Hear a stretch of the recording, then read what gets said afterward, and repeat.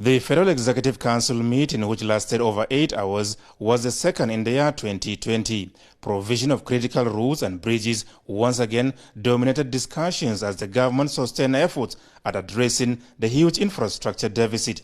Consequently, over 6.9 billion naira has been approved for the construction of Jalingo, Kona, Karim Lamido Road, Phase 2 in Taraba State, as well as 50.5 billion naira for the dualization of the outstanding portion of Dukpani, Itu, Ikot Ekpene Road, linking Cross River and Akwa Ibom states. In December last year, there was a report on social media regarding a bridge in Ajakuta.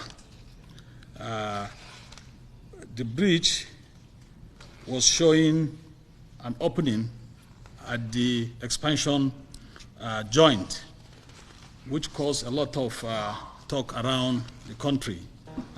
We took it up today. And in that regard, the council approved over 1.5 billion naira towards addressing the situation.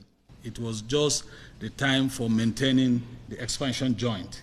And it's a specialist work, which we deploy the contractors, and they are already working there. The third memo is the rehabilitation of the outstanding section of Iseyin Okeho Road, including 2 bridges in Oyo State in the sum of 6,875 million. Education Minister Adamu on his part secured the council's approval for the procurement of textbooks for early childhood care and development for primaries 1 to 3 across the country at 6.4 billion naira. Second memo is for the construction of a 23.7 kilometer perimeter fence around the University of Maiduguri, and it will do so at the amount of 1,398,250,000 for naira 27 kobo.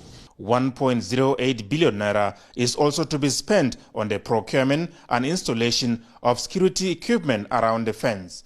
Meanwhile, during the meeting, ministers of Niger Delta Affairs and the FCT were put to task on the deliverables of their next-level mandate areas in the first 100 days. At the moment, we are at the verge of concluding the due process to commence the forensic audit of the Niger Delta Development Commission. At the end of the exercise, the federal government hopes to have a bankable NDDC where the balance sheet could go to the bank and be accepted, and could bring value in terms of industrialization to the region. And at the same time, we also hope to complete the over 9,000 projects that are lying fallow at the moment in the Niger Delta region for the benefit of the people. That will not only add value to the system, but will also ensure that the post-amnesty era will bring about industrialization and also create job opportunities for the people. We are able to shed more light on the assignment of creation of 5,000 affordable housing units to the Federal Capital Territory. This has gone a long way already because we have ensured, we have deliberated, we have profiled investors already, and we have been able to secure land and made provision of adequate land for the provision of these 5,000 housing units. Also in compliance with Mr. President's provision of 100 million jobs for Nigerian citizens, we are also looking at an area of tourism and recreation within the Federal Capital Territory. This takes us to the beautiful Jabi Lake. Efforts at enhancing education, healthcare delivery, and environmental sanitation in the FCT were also brought to the fore. From the State House, Adamu Sambu, NTA News.